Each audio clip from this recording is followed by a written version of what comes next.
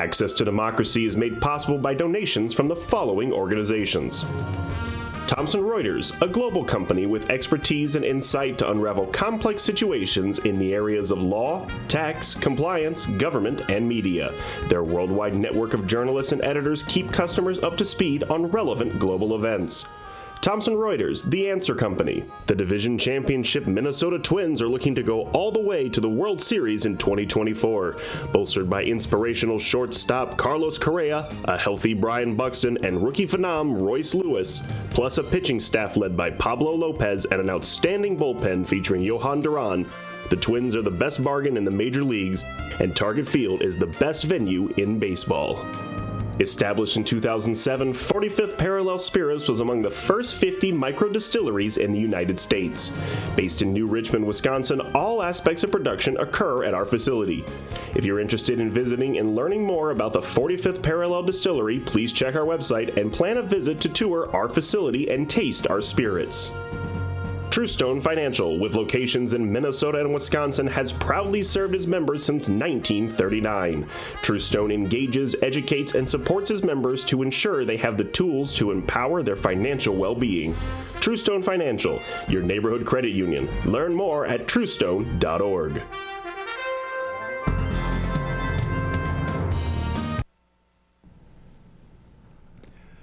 Hello and welcome to Access to Democracy. Thank you for joining us. I'm Bill Raker, host for this edition of the program. We're welcoming today Jake Reint, who's the Vice President of Public Affairs for Flint Hills Resources in Rosemont, Minnesota. Jake, welcome to Access to Democracy. Thank you so much, Bill. It's very nice to be with you. Jake, I'm excited, and I think others are too, to have you with us today because you brought along a couple of videos that we're going to show a little bit later in the program that will tell us some more about some exciting things going on over at Flint Hills Resources, or Pine Bend, as some people may remember it as or refer to it. But Jake, let's begin by you sharing with our viewers a little bit about yourself and your role at Flint Hills and what got you into that career. Yeah, well, thank you. And again, it's very nice to be with you today. I'm Jake Reint, Vice President of Public Affairs for Flint Hills Resources. I've been with the company for about 16 years. Before that, I spent some time working for Weber Shandwick, a local public relations agency. Was always very interested in energy, energy policy, and the energy that it takes to move the world. And when I had the opportunity to come over to Flint Hills and learn about what we do there, the refining industry, and how we produce the fuels that people depend on every day, it's a fascinating place. I learn something new every single day that I'm there, and it's so great to be able to share a little bit more about what we do with you here today.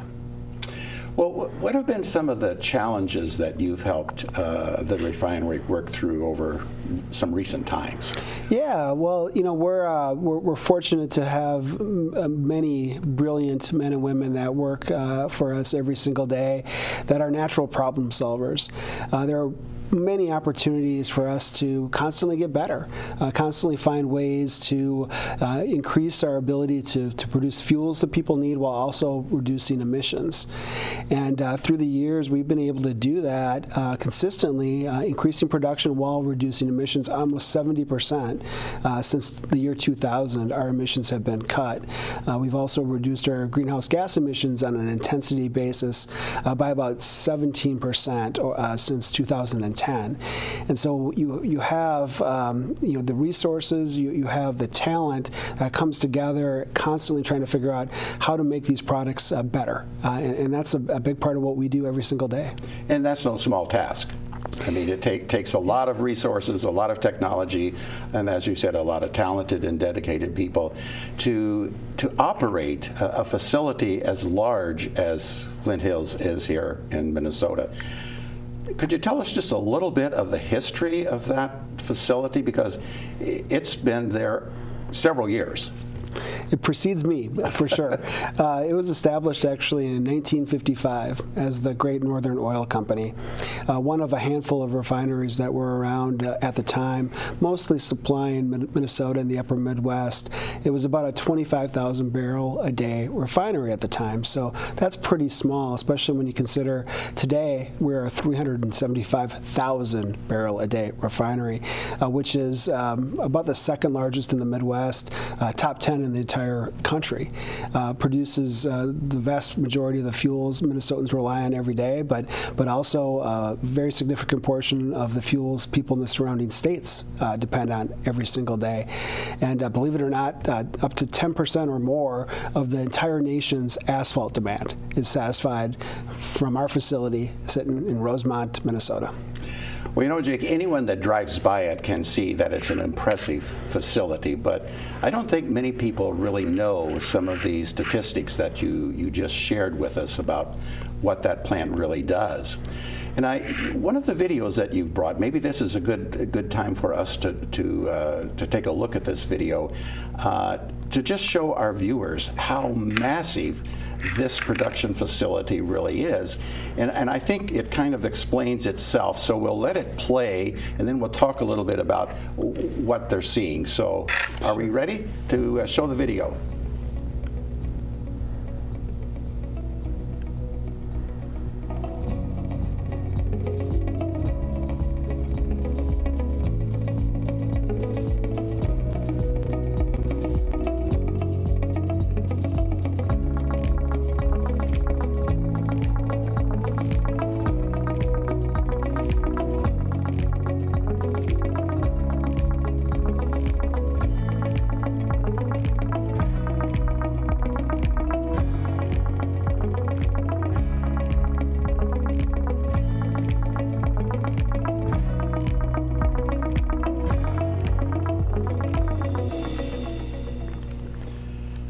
So that gives us a pretty good quick overview of what Flint Hills Resources is and what it does.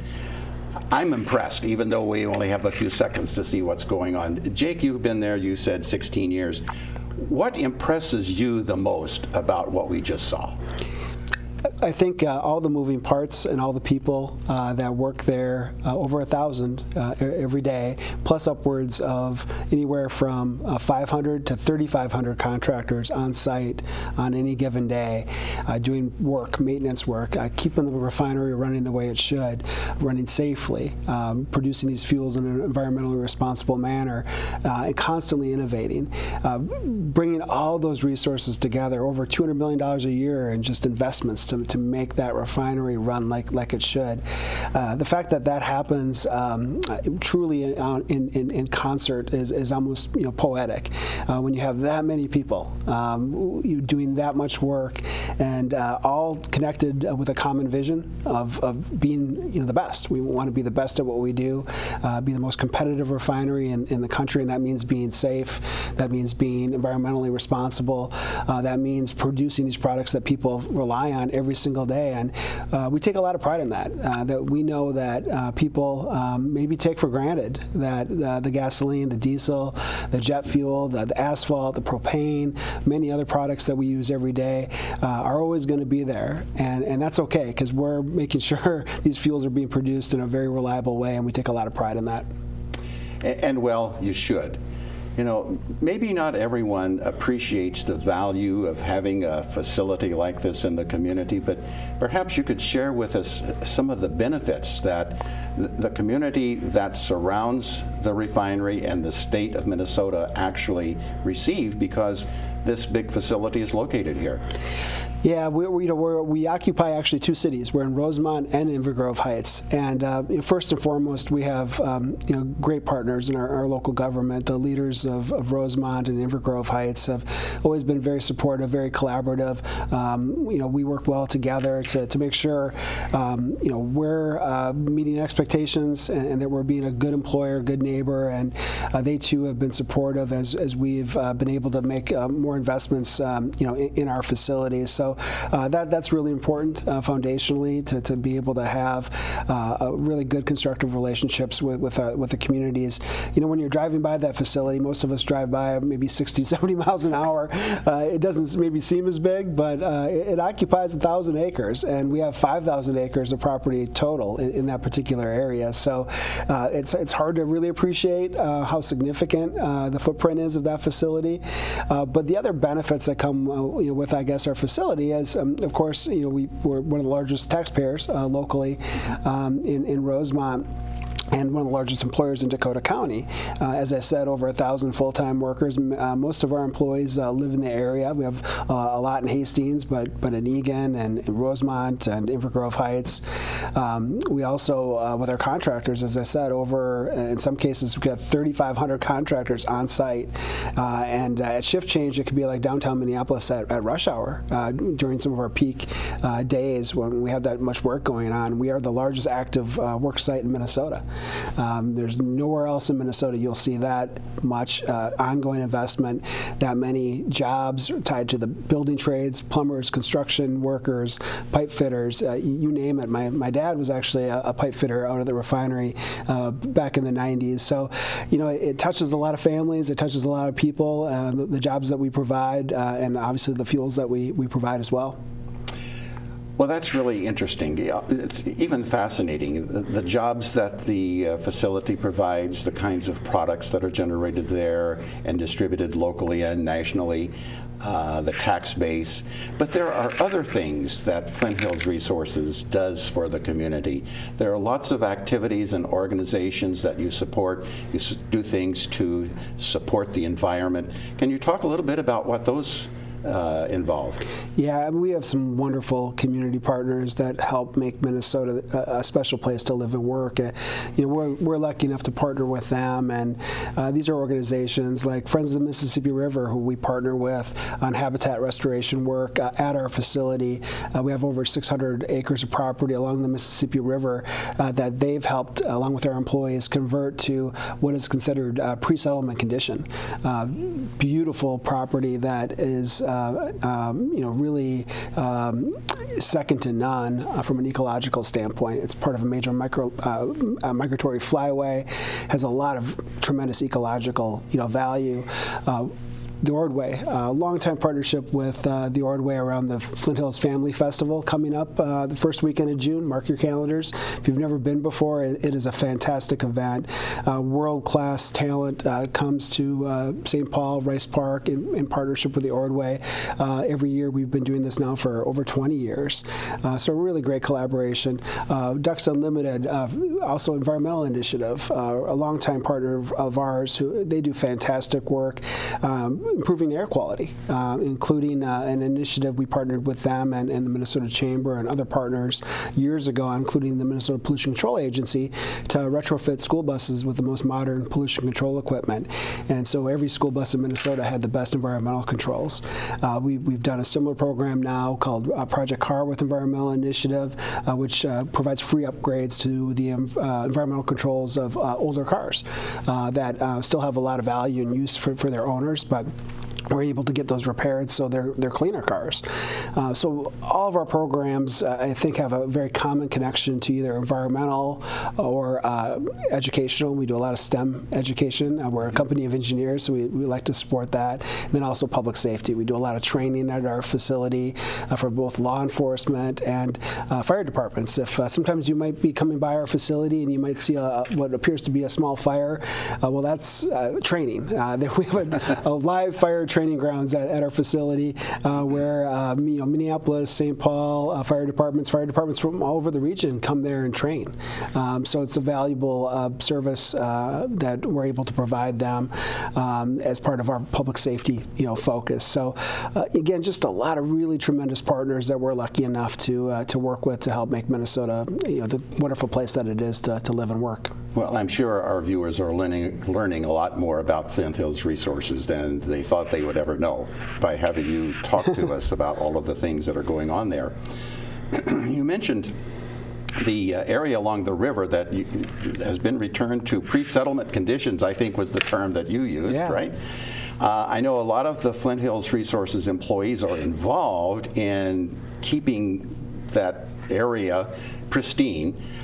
Do you use volunteers as well from the community to participate in some of those activities there? Absolutely. We do a couple events every year that involve volunteers. Our partners at Friends of the Mississippi River and Great River Greening help facilitate those days where they might be removing invasive plants or planting certain things or taking out buckthorn. I know for a lot of us that doesn't sound like a great time, but we have a lot of employees, a lot of volunteers that come out and spend their mornings, in the fall and the spring, cleaning up this property, helping contribute toward making it what it is, which is, as you said, in truly pre-settlement condition. In fact, we just received a gold certification from the National Wildlife Habitat Council. It's the only gold certified site currently in the entire state of Minnesota and the first ever in the Twin Cities. So it's really a special property. Well, congratulations for that. Thank you. Yeah. So you mentioned about if someone drove by and they saw a fire, it was a training fire, okay? Sometimes a facility like the refinery has flaring going on. Let's talk a little bit about what that is and why it's there and why it's important. Yeah, flaring is a safety mechanism. So it's there in case you need it. If you have an unplanned incident or an unplanned event, let's say you lose electrical power unexpectedly, well, there's a lot of product that's in process, going through those units. And so to bring them, and they're under high pressure and high temperatures, and so you have to bring that unit to a safe state. And so you have to really to vent out that product. You have to get rid of it. And the safest way to do that is to burn it off. And so that's sometimes when you go by refineries and if you see a large flare, we actually have 4 flare stacks, and on rare occasions all 4 will be going. That's a really significant event for us where again, maybe we lost electrical power or something like that, or where Xcel Energy is the largest customer and they do a great job of providing reliable power, but sometimes storms and things like that can affect the reliability of our power. So that flare system is there for a reason. It's there for safety. We really work hard not to use it. We pride ourselves, in fact, in our industry as being a leader in not flaring. Some facilities, just how they kind of are set up, tend to flare more than we do, but we've made investments in flare gas recovery, other things as to how we operate every day to kind of minimize the potential to flare. And again, that's really just kind of a source of pride for us. We think that's good. What good looks like is not flaring. And if you were around in the 90s, you probably saw our flare on a lot more. We had some challenges back then, but since then, our facility has been truly second to none in that respect. Well, that's good for our citizens in our community to understand how that works and why it's there. Jake, one of the reasons we wanted to have you on the program was to highlight something that is really impressive and somewhat unique that Flint Hills Resources has undertaken, and that's the solar project. Now, we're going to show a video, but you kind of set up the video for us and tell us what we're going to see, and then we'll take a look visually. Yeah, I'm sure many of us are familiar with solar gardens now. They're popping up all over the place, which is great. But this is unlike any solar complex or installation in the country. It's truly the first of its kind, and both in terms of its size and its application. So it is considered what we would call a behind-the-meter solar installation, which means it's directly tied to our facility. It's not power that goes to the grid, the electric grid. It's not a utility solar project where they take the power and then it's shared on the grid to all the customers. For us, this is behind the meter. It's directly tied into our facility. We have what's called a load factor, so our overall electric electric energy demand is about 130 megawatts. So that's a lot of power, and we run 24/7. And as we just talked about with flaring, it's important that we have reliable power. We don't want to have unplanned power outages because that can lead to unplanned shutdowns and flaring. And so reliability is essential. And so this is the largest solar complex ever in the United States where all the power is directly integrated into a refinery or any facility this size that runs 24/7 and needs uninterrupted power. Solar has really come down in cost, and so this has actually allowed us to lower our energy costs in Minnesota, which is great. Of course, solar is only working when the sun's shining, and so we had to really figure out and make sure from a reliability standpoint it wouldn't interrupt or disrupt our operations in any way. And so so far so good. We've been able to so far we're up to about almost 40 megawatts, and as the sun stays higher in the sky as we get a little bit further into our year and get into peak summer, we'll peak out about 45 megawatts, which again is the largest solar installation of its kind in the country, where all the power is being directly consumed by one business. That's a great build-up, Jake. Let's take a look now and see what you've been talking about. Can we see the video? There it is. What are we looking at, Jake? Yeah, you're looking at a whole lot of solar panels. How many? In fact, there's over 120,000 solar panels as part of this installation. It occupies about 350 acres of our property. This property was primarily, we owned it all before. It was what we kind of refer to generally as buffer property. And it's mostly to the west of the refinery along Rich Valley Boulevard. A portion of it is on the same side of the road as the refinery. So it occupies a pretty good footprint, but all property that's real kind of tucked in close to our facility. So it really kind of complements things. And what's also cool is we're able to now open up, I guess, a western front in terms of our habitat work, because we're going to plant pollinator-friendly habitat there and add that to our overall habitat program. Well, it's a short video. I wonder if I could ask the director to play that video again, because it's just amazing to see 120,000 solar panels out there. Could we take another look at that video? There we go again. Yeah, it's hard to do it justice, and if you're driving around, it's worth driving through that area if you've not been there in a while to give it some scale. But from a drone standpoint, I was going to say these are drone shots, drone videos. Yep, absolutely. It's the best way to really kind of to really see it and kind of appreciate what 350 acres of solar panels. And again, that's 45 megawatts, worth of power. I believe that is approximately enough power to power over 8,000 homes for a year. So it is a significant amount of power. That is a lot of power. Yeah. That's a lot of power. We also have, complementing this, combined heat and power, which is a unit that takes kind of extra steam plus natural gas to produce electricity. So that produces about 50 megawatts. This produces 45. And so combined, almost 70% under optimal conditions of our power comes from extremely energy efficient resources. And so that has helped make us one of the most energy efficient refineries in the entire country. We're first quartile. In fact, we just received Energy Star recognition from the US EPA for the 5th year in a row. Well, this solar farm, I guess, is what you can refer to it as. It's a major initiative. It's a major undertaking.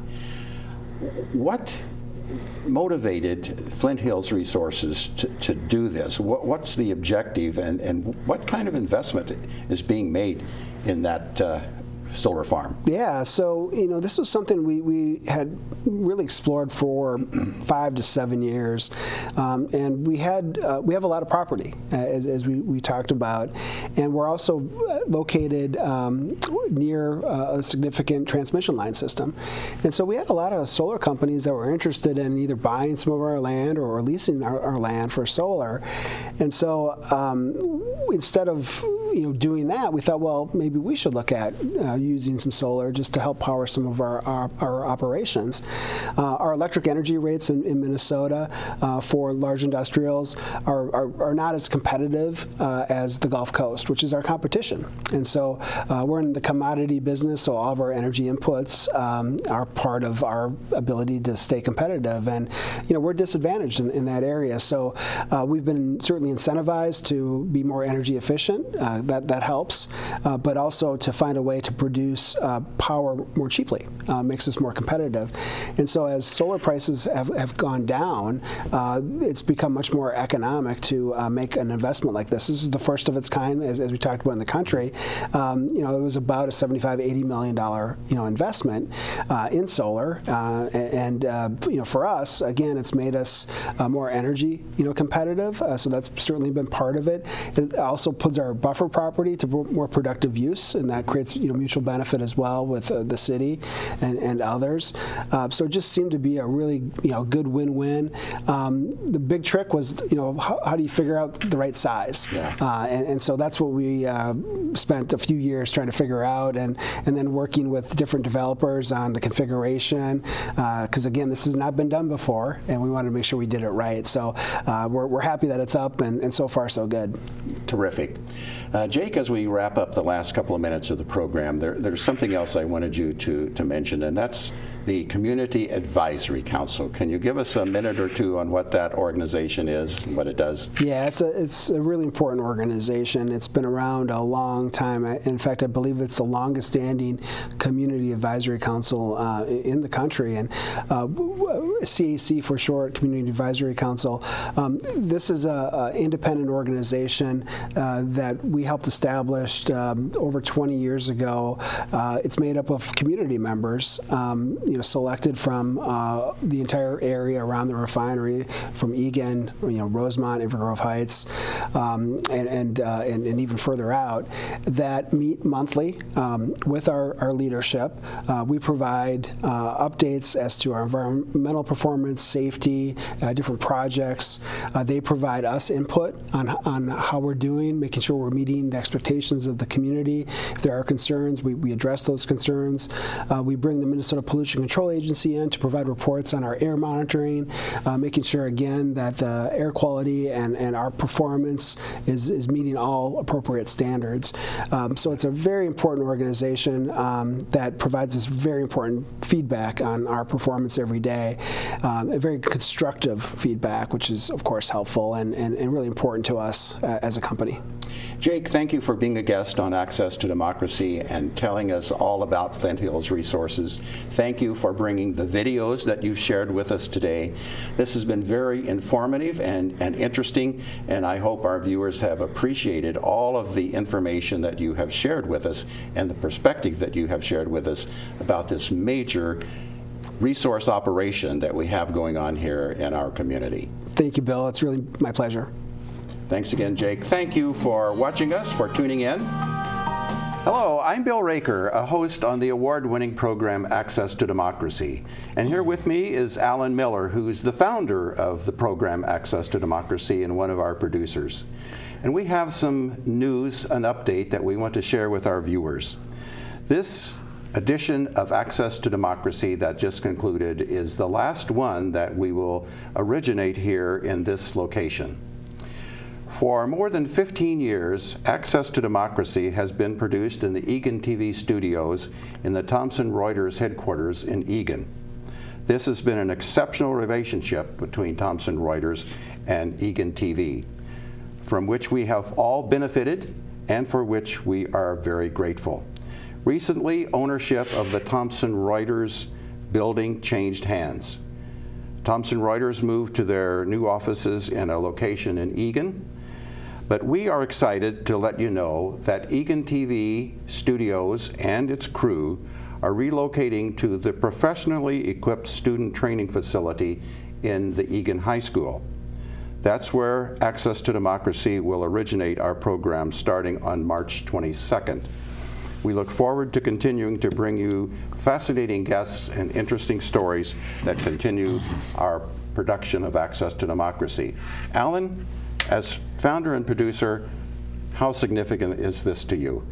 Well, it's a day of mixed emotions, and we're very sad to leave this facility because it is, as you have said, been a great relationship with Thomson Reuters and the city. And, you know, they say that democracy is an experiment. You've heard that. Well, access to democracy, likewise, is an experiment that started 25 years ago when I was asked to do an interview of then legislator, soon to become governor, Tim Pawlenty. That led to the birth of access to democracy. And now in 25 years, we have conducted specials. We have conducted trips to other places. We've been down at the Twins spring training. We've done a lot. We've had 3,000 plus interviews and tens of thousands of man-hours of volunteer time. And it's all coming to an end in this building, which leaves me very sad, but also anxious to start our new life in our new studios at Egan High School. So with that said, I can just thank all the volunteers, particularly our director, Mary Dahlke, and the successors as producers to me, Steve Francisco and Sharon Miller, and Bill Raker, who's become more than a regular interviewer, but an integral part of this program. So stick with us, look for us in our new location, and we'll look for you as well. Thank you, Alan, and we'll continue with producing Access to Democracy. We'll be available at accesstodemocracy.com and on YouTube, on Egan TV, and the other stations around the state that carry us. Thank you for watching. Thank you for joining us.